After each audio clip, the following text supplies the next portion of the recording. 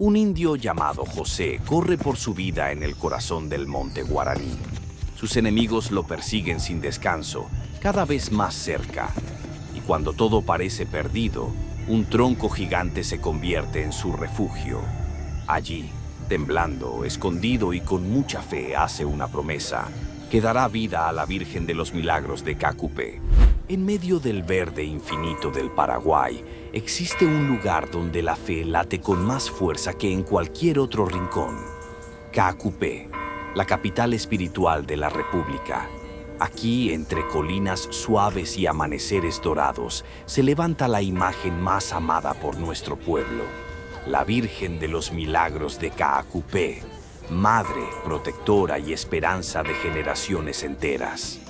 Su devoción nació hace más de 4 siglos, cuando un humilde artesano guaraní llamado José encontró refugio detrás de un tronco en medio de la selva. Con el alma temblando, hizo una promesa a la Virgen: si me salvas, tallaré tu imagen con mis propias manos. Y así ocurrió el milagro.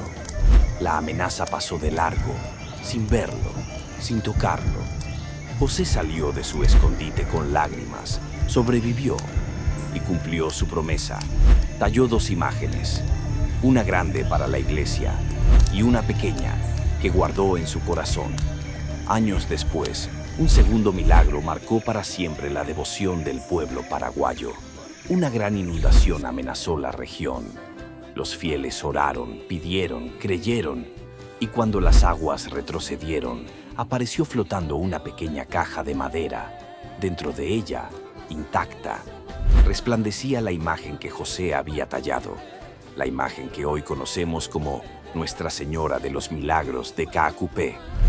Con el tiempo, la fe creció, y hoy la Basílica de Caacupé resplandece como el hogar espiritual de la nación. Allí, bajo su manto azul y dorado, millones de paraguayos depositan sus sueños, sus luchas y sus agradecimientos.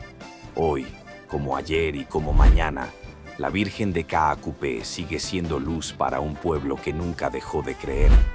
Bajo su manto azul y dorado descansan los sueños, las luchas y las plegarias de millones. Ella es madre, es refugio, es milagro, y mientras exista un paraguayo que la invoque con fe, su historia seguirá encendida. Porque Caacupé no es solo un lugar. Caacupé es el corazón del Paraguay.